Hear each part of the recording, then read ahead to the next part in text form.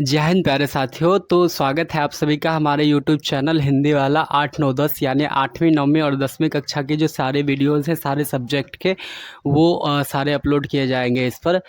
तो आज की कक्षा में हम लोग जो है पढ़ेंगे गणित। बिना किसी बातचीत के चलते हैं हम लोग सीधा पढ़ाई की ओर। तो मैं बता दूं आपको कि सबसे पहले हम लोग जो है गणित पढ़ते तो हैं, लेकिन यही जानना हम भूल जाते हैं कि गणित है क्या, है ना। तो सबसे पहले आज हम लोग जानेंगे कि गणित है क्या, है ना। इसके अंदर क्या क्या पढ़ते हैं, किस चीज़ के बारे में अध्ययन किया जाता है, ये सारी चीज़ों को जानेंगे। और इसको जानने से पहले मैं आपको बता दूं कि आप लोग यदि जब भी कोई भी लेक्चर देखो, आप मेरा वीडियोस देख रहे हैं या किसी भी सर के देख रहे हो, तो आप क्या करो ना कि आप अपना नोटबुक और पेन लेके रेडी रहो, उसको नोट करते चलो साथ में। और एक बार नहीं हो, वीडियो को रिमाइंड करके फिर से देखो और उसको समझ के पढ़ो अच्छे से। तो बिना किसी देरी के हम लोग चलते हैं गणित की तरफ। तो गणित किसे कहते हैं हम लोग ये देखेंगे। तो साथियों, गणित जो है ये समस्त विज्ञान का अमृत रूप है। ठीक है, गणित समस्त विज्ञान का अमृत रूप है। इट मीन्स के गणित समस्त विज्ञान की जननी है। ठीक है, अगर गणित ना होता तो इतने ये सारे विज्ञान हैं, आज हमारा साइंस इतना डेवलप कर चुका है, ये सारे गणित की ही देन है। यदि गणित ना होता तो शायद ये इतने ज़्यादा डेवलप नहीं कर पाते। चाहे वो मेडिकल फील्ड में ले लो या फिर आप टेक के फील्ड में ले लो, किसी भी फील्ड में मैथ का बहुत ही बड़ा रोल है। ठीक है, तो हम लोग जानेंगे। तो गणित क्या है, समस्त विज्ञान का एक अमृत रूप है और इसे समस्त विज्ञान की जननी भी कहा जाता है। तो इसके अंतर्गत जो है हम लोग अध्ययन करते हैं संख्याओं का, मात्रकों का, परिमाणों का, रूपों का और उनके आपसी गुण, स्वभाव और रिश्तों के बारे में अध्ययन करते हैं, जिसे गणित कहा जाता है। ठीक है, तो यहाँ पे फिर भी डेफिनेशन लिख लेते हैं, आप चाहे तो स्क्रीनशॉट कर सकते हैं या नोटबुक में नोट कर सकते हैं।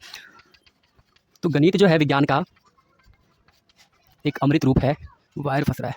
एक अमृत रूप है जिसे समस्त विज्ञान की जननी कहा जाता है। और इसके अंतर्गत हम लोग किसका अध्ययन करते हैं, इसके अंतर्गत साथियों,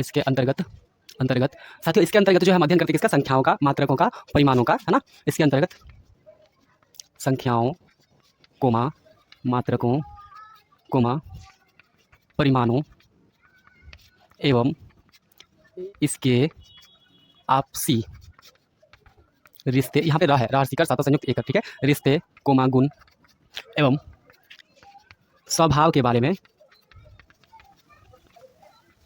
अध्ययन करना ही गणित कहलाता है ना। ठीक है, और गणित के जो जनक हैं, गणित के जनक ये मैं नहीं आपको बताऊंगा, इसे आप लोगों को कमेंट में बताना है। ठीक है, किसे कहा जाता है। और ये नॉर्मल सा क्वेश्चन है, 5, 6 में ही बच्चों को बताया जाता है कि बाबू गणित का जनक ये है ना।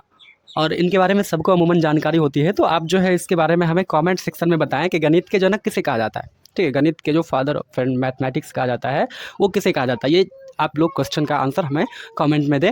तो हमने यहाँ पे लिख दिया है गणित का सारा परिभाषा, आप चाहो तो इसे स्क्रीनशॉट ले सकते हो। ठीक है, तो आप स्क्रीनशॉट ले लो तब तक। चलो जी, आप लोगों ने ले लिया स्क्रीनशॉट या फिर नोट कर लिया, वीडियो को पॉज करके आप नोट कर लो। ठीक है, नहीं तो ऐसे में क्या होगा ना कि काफ़ी लंबा समय लग जाएगा। ठीक है, मैं इरेज करता हूँ इसको। ठीक है, ओके, पॉज करो वीडियो। चलो जी, आप लोगों ने नोट कर लिया। अब हम लोग आगे बढ़ते हैं अंक की तरफ, है ना। अंक किसको कहते हैं, ठीक है, डिजिट। तो नॉर्मली सी बात है, ये सब छोटे बच्चे भी पढ़ते हैं इसमें कि अंक किसे कहा जाता है, कि 0 से लेकर के, यानी 0, 1, 2, 3, 4, 5, 6, 7, 8 एंड 9 यानी 9 को ही क्या कहा जाता है, को ही अंक कहा जाता है। ठीक है, अंक कहा जाता है। तो यानी 0, 1, 2, 3, 4, 5, 6, 7, 8 और 9 को क्या कहा जाता है, अंक कहा जाता है। ठीक है, और अब हम लोग देखते हैं अंक के बाद संख्या। ठीक है, संख्या इट मीन्स नंबर, इसको इंग्लिश में बोलते हैं नंबर। तो सिंपल सी बात है कि अंक का जो पूरा ग्रुप होता है, समूह होता है, अंक के समूह को क्या कहेंगे हम लोग, संख्या कहेंगे। ठीक है, संख्या कहते हैं। आप लोग साथ में नोट बनाते जाए तो बेहतर रहेगा, है ना। ठीक है, तो अंक के समूह को क्या कहते हैं, संख्या कहते हैं। ठीक है, तो यहाँ संख्या तक हम लोग देख लिए। अब देखते हैं संख्या के प्रकार, है ना। तो संख्या के प्रकार में जब हम चलेंगे तो काफ़ी सारे संख्या हैं। ठीक है, संख्या के प्रकार। ठीक, तो बहुत सारी संख्या है, प्राकृत संख्या हो गई, पूर्ण संख्या हो गई, पूर्णांक हो गया, सम संख्या, विषम संख्या। तो बारी बारी से सबको हम लोग जो है 1 बाय 1 करके पढ़ेंगे। तो सबसे पहले हम लोग पढ़ लेते हैं क्या चीज़। चलो जी, बहुत बढ़िया। तो अब हम लोग देख रहे हैं प्राकृत संख्या। ठीक है, प्राकृत संख्या किसे कहेंगे बाबू? तो जो 1 से शुरू हो और अनंत तक चली जाए। ठीक है, तो वैसी संख्या, चलो कॉपी पेन निकालो और नोट कर दे चलो साथ में। ठीक है, वैसी संख्या जो 1 से शुरू हो। कहाँ से शुरू हो? 1 से शुरू हो और कहाँ तक चली जाए? और अनंत तक चली जाए, अनंत तक चली जाए। क्या कहलाएगा? प्राकृत संख्या। क्या कहलाएगा? प्राकृत संख्या कहलाता है। ठीक है, प्राकृत संख्या कहलाता है। ठीक है, तो अब देखो ये शुरू कहाँ से हो रहा है? 1 से। तो सबसे छोटी प्राकृत संख्या क्या हो जाएगा? सबसे छोटी प्राकृत संख्या कितना होता है बाबू? 1 होता है। कितना होता है? 1 होता है। ठीक है, 1 होती है। मैं यहाँ लिख रहा हूँ, यहाँ पे छोटी मैंने यूज किया इसलिए। ठीक, और सबसे बड़ी प्राकृत संख्या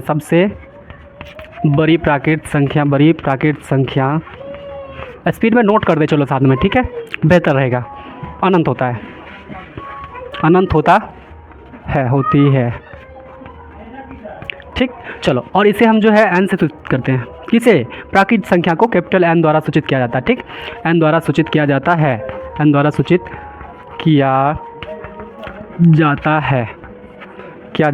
है। ठीक, जैसे में कुछ भी ले लो, जैसे में 1 2 3 4 5 6 इत्यादि लगा लो, यानी जो है सब क्या है? प्राकृत संख्या, सिर्फ 0 को छोड़ करके।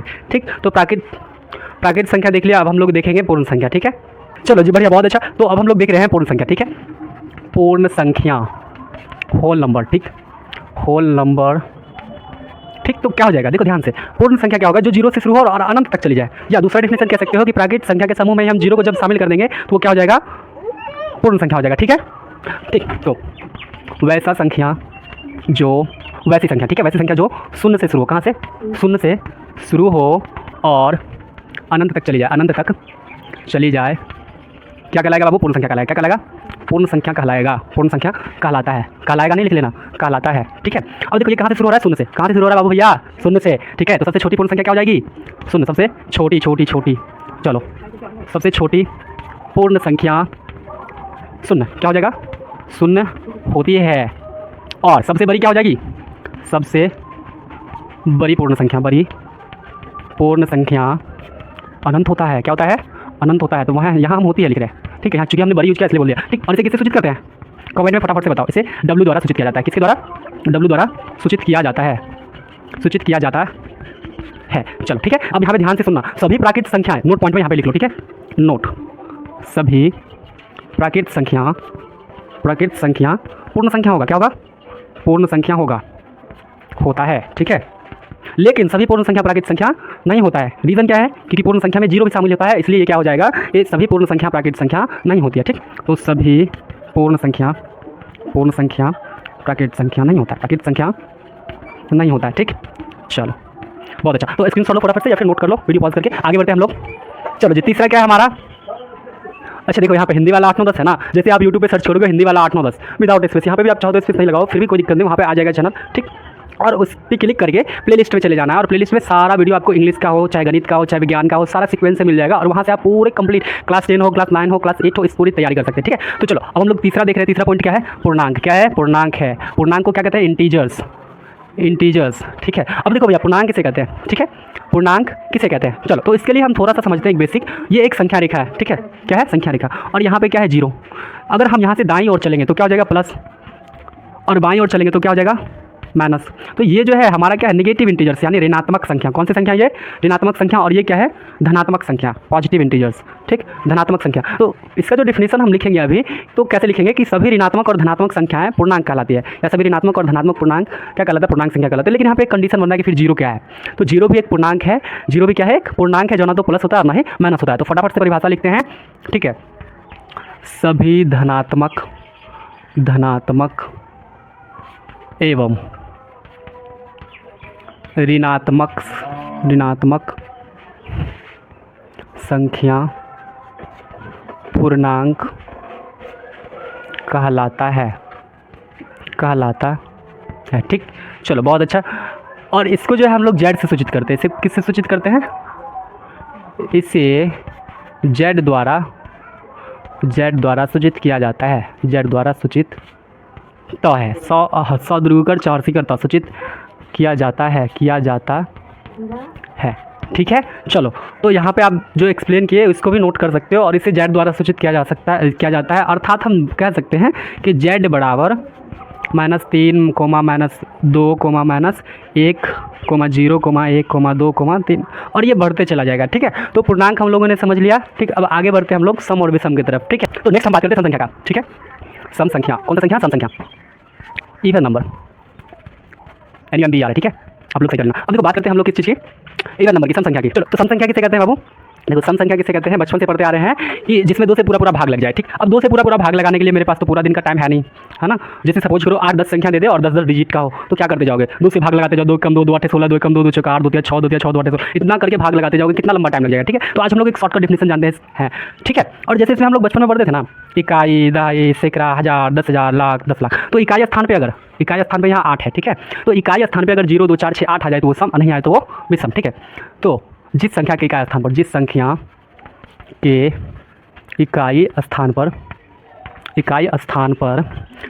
2, 4, 6 या 8 हो तो वह संख्या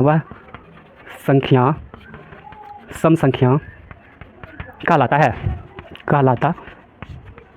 ठीक है, सम संख्या कहलाता है। जैसे क्या हो जाएगा?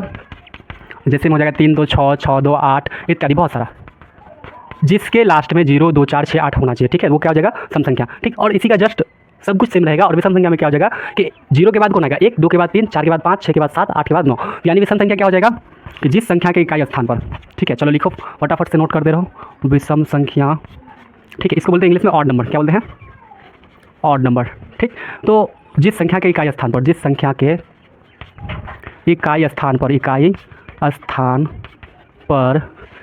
3, 5 या यहाँ पे कोमा लगा रहे हैं, इसका मतलब ये नहीं है कि ये। ठीक है, या तो 1 होगा, या तो 3 होगा, या तो 5 होगा, या 7 होगा, या फिर 9 होगा। ठीक है, या 9 हो तो वह संख्या विषम संख्या कहलाता है। ठीक है, विषम संख्या कहलाता है। चलो जी, बहुत अच्छा। जैसे में एग्जाम्पल हम लोग देख लेते हैं, जैसे 3 2 5 6 2 8 9, ये सब क्या है? जिसके इकाई स्थान पे बाबू, इकाई स्थान पे कहाँ पे? इकाई स्थान पे 1 आए, 3 आए, 5 आए, 7 आए या फिर 9 आए, इन पाँचों में से कोई एक आ गया तो वो क्या है? विषम संख्या। ठीक है, स्क्रीनशॉट लो या नोट करो जल्दी से। चलो नेक्स्ट हम बात करते हैं बाबू भाज्य संख्या का। कौन सा संख्या का? भाज्य और अभाज्य संख्या का। ठीक है, इसको देखेंगे, पहले थोड़ा सा इसको समझ लेते हैं कि भाज्य संख्या क्या है और अभाज्य। जैसे देखो 4 है, 4 में किस किस संख्या से भाग लग सकता है? तो 2 से लग सकता है, 1 से लग सकता है और 1 4 से लग सकता है। ठीक, और यहीं पर अगर हम बात करते हैं कि 3 है, इसमें किस किस से भाग लग सकता है? 1 3 से और एक सिर्फ 1 से। दूसरा हम बात करते हैं 7, 7 में सिर्फ 7 से और सिर्फ 1 से। तीसरा बात कर लेते हैं 11 की, 11 से और 1 सिर्फ 1 से। ठीक है, सिर्फ इतना से 1 से। चलो ठीक है, तो इसका क्या हो जाएगा? 1 से लगेगा और 11 से लगेगा। और यहीं पे अब दूसरा ले लेते हैं हम 9, इसमें 3 से लगेगा, 1 से लगेगा और खुद 9 से लगेगा। फिर एक और ले लेते हैं हम यहाँ पे 6 ले लेते हैं, 2 से लगेगा, 3 से, 6 से। ठीक है, और फिर एक से भी लगेगा। यानी कि इन सब चीज़ में हम अंदर क्या देख रहे हैं कि जो अभाज्य संख्या है, जो कौन सा संख्या है? अभाज्य संख्या बाबू। ठीक है, उसमें सिर्फ एक और वो जो संख्या है खुद उसी से भाग लग रहा है। लेकिन जो भाज्य संख्या है, उस भाज्य संख्या में एक और खुद के अलावा भी किसी अन्य संख्या से भाग लग रहा है तो वो भाज्य संख्या, और एक खुद के अलावा और एक के अलावा भाग नहीं लगेगा तो वो विषम संख्या। तो समझाना? हाँ, चलो बराबर। ठीक है, चलो तो अब हम लोग इसका डिफिनेशन लिख लेते हैं। कुछ बोल लेते हैं, चलो तो डिफिनेशन लिख लेते हैं। क्या है? भाज्य संख्या। कौन सा संख्या? भाज्य संख्या। कौन सा संख्या? भाज्य संख्या।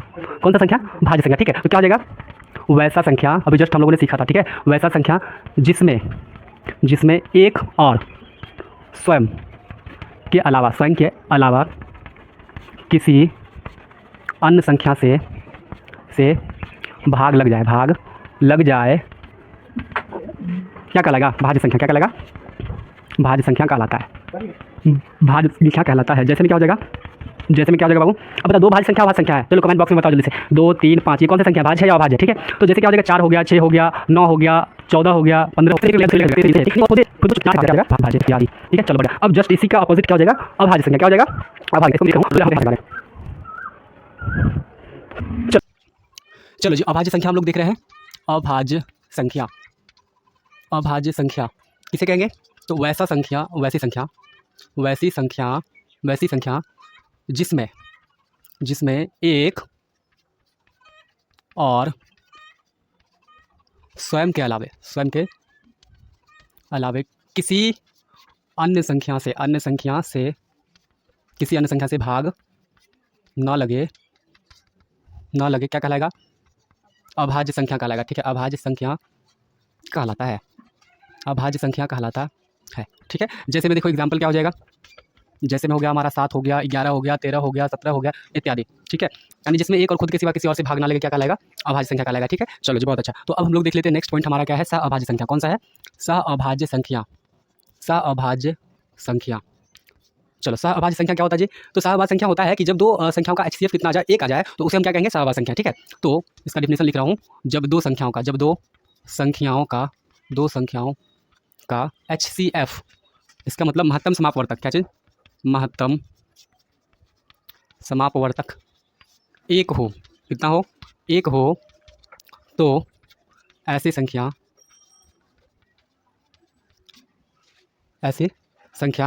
सहअभाज्य संख्या कहलाता है। ठीक है, चलो जी बहुत अच्छा। तो क्या कहलाता है? सहअभाज्य संख्या। जैसे में क्या हो जाएगा? जैसे में 7 और 9, 7 और 9। अब देखो 7 और 9 का HCF कितना होता है? 1 होता है। कैसे? यहाँ पे करके दिखा रहा हूँ। 9 7, अब देखो एक बार में लगेगा 7, घटेगा कितना बचेगा? 2, 7 आ जाएगा यहाँ, 2 तिया 6, बचा कितना? 1। अब ये 2 आ जाएगा यहाँ, 1 दूना 2, घट जाएगा और ये कट जाएगा। तो 1 जो है यही क्या हो जाएगा? इसका HCF हो जाएगा, यानी कि महत्तम समापवर्तक कितना होगा? 1। तो इसका मतलब क्या हुआ कि 7 और 9 जो है ये क्या है? सहअभाज्य संख्या है। कौन सा संख्या है? सहअभाज्य संख्या। चलो जी बहुत अच्छा। अब नेक्स्ट हम बात करेंगे जुड़वा अभाज्य संख्या की। ठीक है, जुड़वा अभाज्य संख्या। जुड़वा अभाज्य संख्या क्या होता है? जैसे देखो नाम से ही पता चल रहा है जुड़वा। जुड़वा इसका मतलब क्या? 2। जब 2 अभाज्य संख्या आएगा एक साथ में। ठीक है, तो इसका डेफिनेशन क्या लिख रहे हैं कि जब 2 अभाज्य संख्याओं का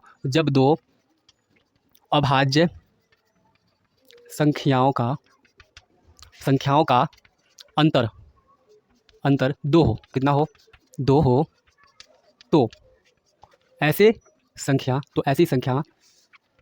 जुड़वा अभाज्य संख्या। कौन सी संख्या?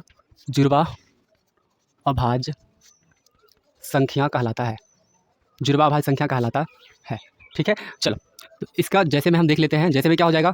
3 और 5, 3 और 5। देखो 3 और 5 के बीच का अंतर कितना है? 2 है। 3 और 5 के बीच का अंतर कितना है? 2 है। तो और ये दोनों भी क्या है? अभाज्य संख्या है। जब 2 अभाज्य संख्याओं का अंतर 2 हो, ठीक, तो दूसरा क्या हो जाएगा हमारा? 11 और 13। 11 और 13। चलो, तो मिनिमम 2 जुड़वा अभाज्य संख्या आप लोग कमेंट में बताओ जल्दी से फटाफट। ठीक है, तो कमेंट में बताओ और इसे नोट करते चलो साथ में। ठीक, नेक्स्ट हम बात करते हैं संपूर्ण संख्या की। कौन सी संख्या की? संपूर्ण संख्या। कौन सी संख्या? संपूर्ण संख्या। तो संपूर्ण संख्या को पढ़ने से पहले एक छोटा सा चीज़ हम देख लेते हैं। जैसे देखो यहाँ पे 4 है। ठीक है, और 4 में 1 से भाग लगेगा, 2 से भाग लगेगा, 4 से भाग लगेगा, और इसको अगर हम जोड़ेंगे तो 1 2 3 3 4 कितना आएगा? 7 आएगा। ठीक, कितना आ जाएगा? 7 आ जाएगा। लेकिन वहीं अगर हम 6 जो है, 6 में अगर इसका अपवर्तक देखते हैं तो 1 है, और फिर कितना है? 2 है, फिर कितना है? 3 है, और कितना है? 6 है, और इस सब को जब जोड़ेंगे तो 12 आएगा। कितना आएगा? 12 आएगा। दिख रहा है वीडियो में? वो कॉर्नर दिख रहा है? चलो, तो 12 आएगा। इसका मतलब क्या? ये जो संख्या का मान है इसके सभी अपवर्तकों का योग। यहाँ पे 1 2 3 6 ये क्या है? अपवर्तक है। क्या है? अपवर्तक है। और इसका प्लस का चिन्ह है, इसको हिंदी में कहते हैं योग। ठीक है, तो इनके सभी अपवर्तकों का योग संख्या के मान से दुगुना हो जाए। क्या हो जाए? संख्या के मान से दुगुना हो जाए। ठीक, तो उसे हम लोग क्या कहते हैं? संपूर्ण संख्या। ठीक है, चलो, तो और एक और संख्या है 28। ठीक, तो 28 जो है उसका अपवर्तक कितना हो जाएगा? 1 होगा, 2 होगा, 4 होगा, और 7 होगा, और 14 होगा, और कितना होगा? एक खुद 28 होगा, और दोनों इस सबको अगर जोड़ेंगे तो कितना हो जाएगा? टोटल 56 हो जाएगा। टोटल कितना हो जाएगा? 56 हो जाएगा। यानी कि इसके अपवर्तकों का योग इस संख्या के मान से दुगुना हो जाए तो वो संख्या क्या कहलाएगी? संपूर्ण संख्या। ठीक, तो चलो इसका डेफिनेशन लिखते हैं। तो डेफिनेशन क्या हो जाएगा? जब किसी संख्या के अपवर्तकों का योग संख्या के मान का दोगुना हो जाए। कितना हो जाए? दोगुना हो जाए। तो वह संख्या क्या कहलाता है? संपूर्ण संख्या। संपूर्ण संख्या कहलाता है। ठीक है, चलो बहुत अच्छा। और देखो 1 से लेकर के 100 के बीच सिर्फ कितना? 2। सिर्फ 2 संपूर्ण संख्या है, और वो क्या है? 2 संपूर्ण संख्या 6 और 28 है। कितना है? 6 और 28 है। ठीक, चलो इसको आप लोग क्या करो? नोट करते चलो साथ में, बेहतर रहेगा। या तो वीडियो पॉज करके नोट करो या स्क्रीनशॉट लो फटाफट से। चलो जी बहुत अच्छा। तो नेक्स्ट अब हम बात कर रहे हैं परिमेय संख्या की। कौन सी संख्या की?